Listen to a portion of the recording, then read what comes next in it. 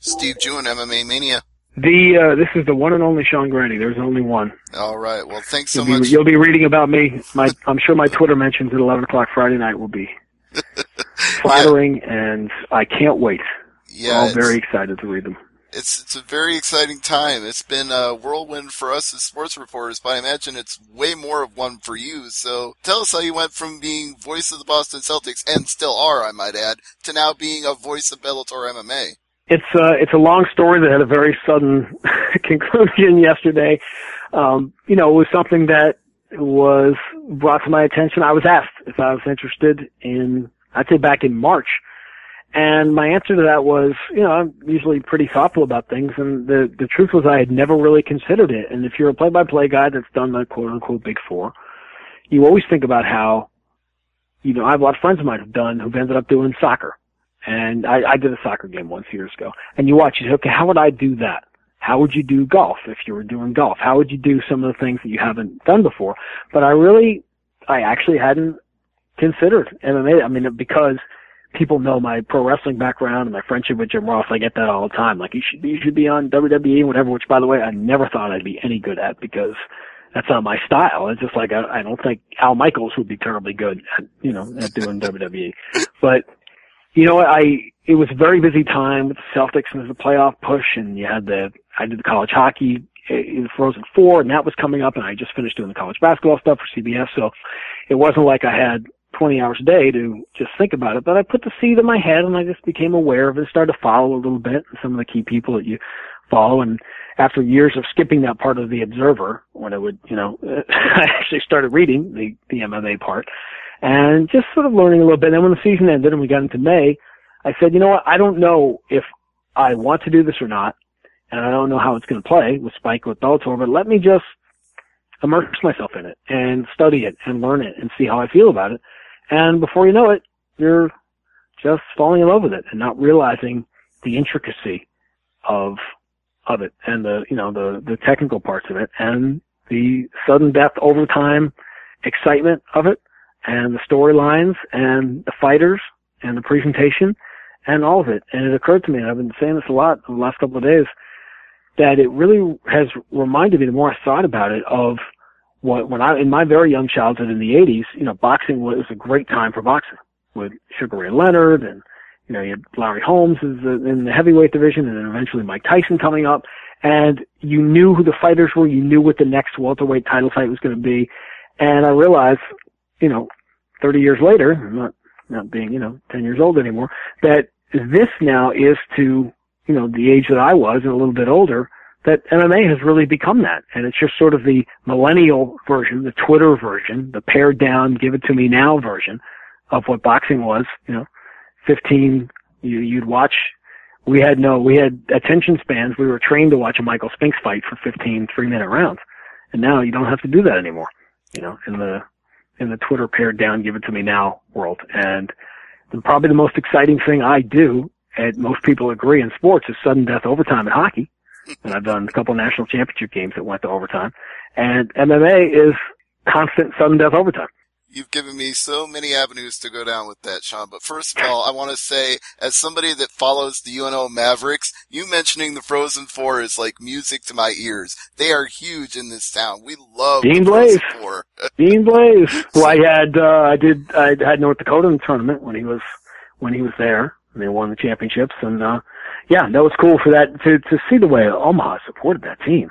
Oh yeah. Then that's phenomenal. That's what college hockey, what college hockey really needs is for the Pac-10, the Pac-12 to start playing. You need USC and Arizona State, and every year I root. We're not supposed to root, but I root every year for Michigan State and for BC or for Notre Dame because it's good for the sport. Basketball can get away with George Mason in the Final Four. Hockey needs eyeballs on sets, and he needed, like last year, having UNO there was great. Having Jack Eichel there was, phenomenal. Oh, yeah. So it's pretty cool. But Yeah. that's just the point. There's probably the first person to ever compare college hockey and MMA. But all this stuff, if you're a sports fan, it's not hard to fall in love with something. I think college hockey's problem has always been that people just don't sample the product.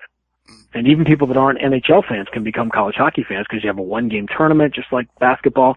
And I think MMA really depends on your age, and that's why I think there's so many younger people in the fan base, because they've sort of grown up with the product as it's evolved, whereas people who are, if you're 40, the age you were when you might have been a prime target, MMA just wasn't ready. It wasn't ready for prime time. The XFL wasn't ready when it went on the air to present the product that it was going to be. And what's been interesting for me in studying the history, and this is all I've been doing for the last 6 weeks, is just learning as much as I can, because I can't possibly know everything I need to know for Friday night, especially when I get the call yesterday that, well, your first show's going to be in 7 days, not in 7 weeks, which was always exciting.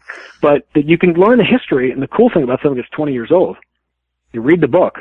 I'm literally reading the book and studying, and if you want to see something, you go to the iPad and you can watch it. You can, and just to see so to me, the evolution just from the early MMA stuff in the mid-90s to now with the athletes and what it's become, and what my point being that people who are, if you're 40 years old, you remember it when it first started, but the things that turned you off about it then are gone. The sport has evolved. Right. And I have seen, and I don't know, I guess we'll call it the MMA media for lack of a better term. I've heard people that I've gained a lot of respect for suddenly talk about it. Well, we'll never be a mainstream sport. Guess what? Mainstream isn't what mainstream used to be. This is mainstream. If they're talking about it on SportsCenter, guess what? You're mainstream. Mm-hmm. And 15 years ago, now we get WrestleMania highlights and MMA highlights on SportsCenter. You didn't have that 15 years ago. No. And pro wrestling was much bigger 15 years ago than it is now. Yeah. But fan bases get younger, things change, and there was a time that horse racing was king in this country. Everything evolves, everything changes, and I don't think that MMA is what's next. I think it's here. You mentioned jumping from one sport to another. Kenny Rice, he went from horse racing to calling MMA too. So, everybody branches out into different things. They get comfortable at one thing and they try something new. And you know what? Play-by-play, listen, the other thing about something that's 20 years old is, listen, I've watched Mike, and I've watched Morrow, and I've watched Gus Johnson, and I've watched Michael Chiavello, and I've watched a ton of Sean Wheelock, and it's still, I think play-by-play of MMA is still evolving. This is in its infancy. So, you study everybody and watch how they do it, and everybody's going to be different. Do you feel there's a little added pressure with it right now, the fact that you're stepping in to Sean Wheelock's shoes? And they do think of him, like you're the voice of the Celtics. They think of him as the voice of Bellator. So I do. Well, I wouldn't call it pressure. I think that I'm not sure anyone had more respect for Sean Wheelock than I did, because, listen, I am who I am in this business in terms of play-by-play. And, my own skills and what I've accomplished. But I do know that the most important things at any level, whether you're doing the Super Bowl or you're doing your local high school game, preparation and passion, love of the product, love of the game. And love of the product oozed off of Sean. Yes. And it was clear to me as a complete outsider. And one of the first things I'm ever watching was, one of the Bellator shows from a few months ago. It just, it jumped off the page. His love of it. And I'm a fan, just like anybody else is, of Sean's. So if people my thing is, no one likes a new guy anyway. And if there's resentment towards me because you like the way Sean did it, I totally get it. I'm not going to be offended by anybody's loyalty to the guy that came before me, because first of all, it's admirable. And if you appreciated his work, I think that's awesome. My thing is, just watch. You can hate me all you want. Just watch the show, because we're going to have a great show. Bellator's had a phenomenal year in 2015, and it's going to continue to grow. I mean, Friday's, a phenomenal show to begin with, but look at what's coming. All roads are leading to San Jose in September, and this is just the start. And as far as reaching out to friends, I've been telling people this a lot today, that Ryan Russillo from ESPN Radio, he's on ESPN for some time. He was a good friend of mine, and I texted him during the St. Louis show. I said, have you seen Patricio Pitbull yet? He's like, no. I said, do yourself a favor, put the TV on right now. And he watched that fight and texted me. He's like, wow, that was unbelievable. I had no idea. And this is just it. And Ryan's a great example, because he's an ESPN guy who's very new to MMA, and he's just getting into it. And I know listen, if you're a fan of something and all of a sudden a whole lot of new people show up, sometimes you feel like, hey, this is our thing. Who are all you guys? You know, who are the 3 million people that watched St. Louis last month? You know, we've been watching it. We've been watching this every week. We're the real hardcore Bellator fans. Well, we love every hardcore fan of the product and the show, and you're going to continue to love what you see. But our hope is that you have a lot more company in the next couple of years. One of the things that I think is going to make it grow is something I want to touch on that you mentioned earlier, how pro wrestling used to be a lot bigger than it was, and how boxing used to be a lot bigger than it was. And it seems to me, from my perspective anyway, the reason people have gravitated towards MMA is that it took the best elements of both of them and combined it together. The excitement of a heavyweight knockout with the storytelling of pro wrestling. And it seems like you bring that perspective into calling MMA, is that it's the best of both worlds in a new sport. Well, it certainly is. And, you know, it's hard. You recognize all the different elements of it. And I'm not a big, you know, hey, I've been a pro wrestling fan my whole life, so I have any idea about, you know, I had nothing to do with any of the studying I've done the last 7 or 8 weeks or what MMA is going to be. But from a presentation standpoint, I think anybody, listen, the Democratic National Convention in 2000, I don't know if you remember this. Yeah. They shot Bill Clinton walking out to do his shot. They did what's called the Andre shot, which was the backstage, low camera, you know, the walk to the stage. To make him look larger than life. When I say that MMA has taken presentation from WWE and from pro wrestling. It's not just MMA that's done it. So clearly it's a very successful way to do it. You know, when you have a venue like Mohegan Sun on Friday, you can do a lot of that stuff. When you had Scott Trade Center in St. Louis last week or last month, you can do that stuff. And it looks great and people like it and they feel like it's a big time, you know, it's a big time production. So I completely agree with that premise. And just as if, you know, the Monday Night Wars, which are the high water mark for the pro wrestling industry in the late 90s, that was because MMA had not found its, you know, it hadn't found its voice yet. It hadn't found, what is it going to look like? What are the rules going to be? Are the athletes, you know, are we getting world-class athletes? It wasn't there yet. It was in its infancy, and there are people, you know, so what does Ken Shamrock do? Ken Shamrock goes where the money is, and he goes to WWE. Kurt Angle was at a Celtics game a couple of years ago promoting a TNA show. I had Kurt Angle on, and this was sort of my own, this opened my eyes inadvertently without any idea that a year and a half later I'd be sitting here talking to you and everybody else about what's about to happen with me on Friday. I asked Kurt Angle if MMA was what it is now in 1990 or 1999 when you were first finishing with the Olympics and ready to go pro, would you have, and I couldn't even finish the question. He's like, absolutely. I totally would have gone MMA. Because that was the way it was. So, you know, athletes, I've heard Dana say it, and he's right, that athletes are, you know, that it's not that it's going to replace football, replace basketball, but more and more athletes are going to come up. Listen, if you go to the gym, there are, you know, it's the new Zumba. There are classes now. Like regular people are on their lunch hour are training not to, you know, choke each other out, but to, you know, doing some of the drills that, you know, Brazilian jiu-jitsu classes are filled up now. People are interested in it. It's becoming more, and this is why I reject the notion. People who say, well, we're not mainstream, maybe not in touch with what mainstream is as they think they are. Because this is a 500 channel world, and you get 3 million people on a Friday night to watch Kimbo Slice and to watch Patricio Pitbull and to watch Bobby Lashley and to watch, you know, the stars of Bellator. Okay, what are you defining as mainstream then? A lot of people are, you know, there's a ton of Twitter activity, and that's what it's about. And I think we're all pretty excited to watch the guys wear their rollerball jerseys for the first time tomorrow. And, you know, that'll be fun. Well, it's like you said, it's a 500 channel world, and a lot of those channels struggle to get 20 to 40,000 viewers for any one program. So that's exactly right. Yeah, so that's exactly right. So we'd like to hit 1 million every week, and we're just gonna keep growing this thing. We're building some momentum, and Scott, you know, I've become a huge Scott Coker fan just watching basically every interview he's done over last year. I should say I'm a 99% fan of Scott Coker. Well, I have one qualm I'm going to bring to say. We're going to have to do something about the word tentpole.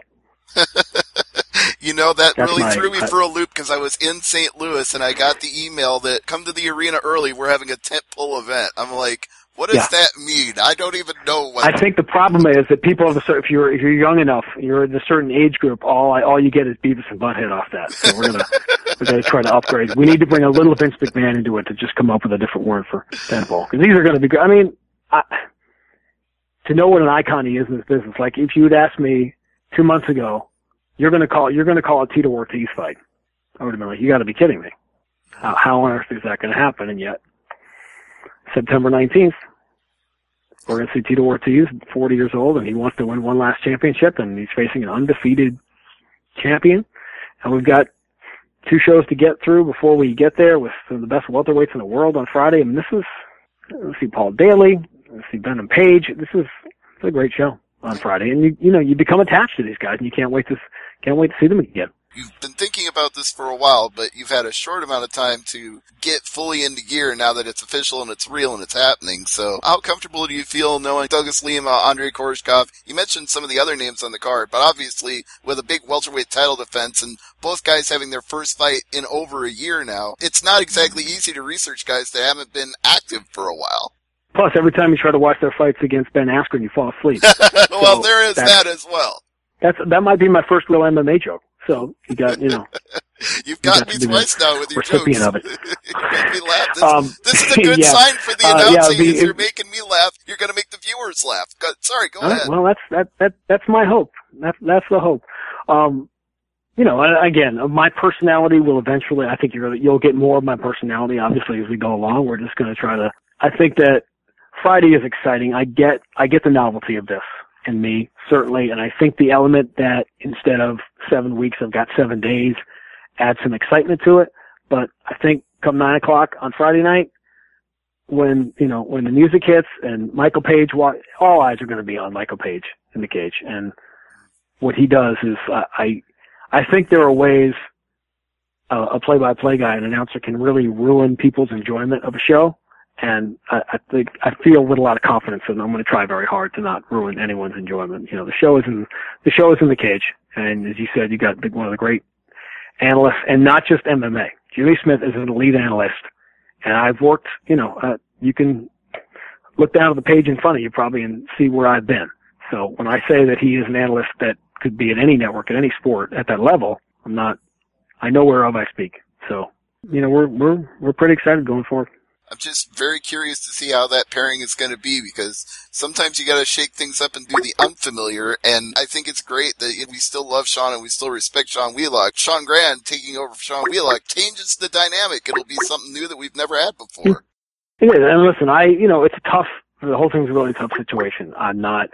I've been in that spot. I talked about being at ABC, and after a couple of years at ABC, I was a freelancer, and I was a 28, 29-year-old kid, and obviously it had gone well, and people liked me, but they had a choice to make in 2002, or whatever year it was, I forget, and they said, okay, do we keep paying the freelance kid, or should we use this guy we have on staff to take the spot? And I ended up losing my gig. I don't know what happened to the guy after, Mike Tirico. I don't know if he's doing anything now, but that was the guy that, that replaced me. So listen, this stuff happens, and I feel, it's not really my place, I guess, but obviously when I got approached to do this, I knew they wanted to make a change, and they were going to make the change to somebody. And, when I saw Scott Coker's tweet yesterday, it occurred to me that was my sentiment too. I would say my message to Sean Wheelock is thank you for what you did and your contribution, and hopefully if I can, eventually, my love of MMA, which is in its infancy, if it can grow anywhere close to his love for the game, then, what else could you want? It's the number one most important thing. Preparation and his passion for it. And, I appreciate what he did. You certainly sound like you're getting prepared, and I definitely know you're passionate, because you've been passionate in every other sport I've heard you call. So I don't expect anything less when I hear you on Bellator next Friday. But one more thing I want to touch on before we start to wrap it up, because I know you got a lot of people that want to talk to you today. It was a quiet morning Thursday. I was trying to figure out who's going to be on that August show. Probably Will Brooks, and he hasn't fought in a while, and maybe, we'll come back with Joe Warren or whatever. Then all of a sudden, lights, camera, action. You were on Observer Live a little bit earlier, because it has been lights, camera, action all day long, and you mentioned the Observer. Yeah, the funny thing about Observer Live is I was telling somebody that I first subscribed to the Observer. I was it was 1986, so 29 years ago. So I was, whatever, 13, 14 years old. And I realized that for the first time I'll be eligible for worst announcer. In the Wrestling Observer, I think I texted somebody like, please vote for me, make sure I get one vote for best announcer, because I don't want to be embarrassed to all these years. I know Dave Meltzer personally, and I don't even get a ballot. I can't even vote for it. I should bug Dave about that and be like, listen, Dave, give me a copy of the ballot. I'll put his name on there. I'll get you one vote. It's funny, of all the attention I got yesterday and all the this and that and all the announcements, it wasn't on it wasn't on their website. I was like, you gotta be kidding me. First time I'm gonna be in the Observer. Yeah, but I think I've been in there a few times before for mentioning, like I did a quarter with, the only time I've ever thrown away a quarter of an NBA game, because it's radio, you can't have a guest when you're doing radio, but Ric Flair was at a game of ours in New York promoting WrestleMania or whatever, and Max, my partner, knows him from Charlotte. Their daughters played volleyball, growing up. Now his daughter obviously is about to become a really big star. But he's like, you wanted to come on? I said, what do you think? So he ended up I did a quarter with Ric Flair. Yeah, it was probably just, all night long. You probably couldn't do anything else. It was pretty cool. Yeah. What are you going to do when Ric Flair's there? You're just going to let him style and profile. You can't do anything else. Isn't it? And what's amazing is, and I've been a Ric Flair fan since, 1980, I don't know, the first time. I remember Gordon Soley, I remember being 8, 9 years old, whatever, and Gordon Soley coming out and saying that Dusty Rhodes lost the title to, the new champion is Ric Flair. I was like, wow. But now to see him become mainstream, and he's on SportsCenter, and the NFL players, and there's a whole big thing about pro wrestling, and this I think eventually is going to happen in MMA too. And it has to do with the Hulk Hogan generation in the 80s. But kids that grew up in that time when the pro wrestling business exploded back then, now a lot of us have what you call, quote unquote real jobs. And, friends of mine like Michelle Beadle and Bill Simmons and whatever who grew up with it, it's been mainstream to them their whole life. So now that they're in prominent positions at ESPN or wherever, Robert Flores, a buddy of mine, and obviously the idea that Jonathan Coachman or Todd Grissom could go over from WWE to ESPN was unthinkable back then. And I think, does someone like me take this job 15 years ago?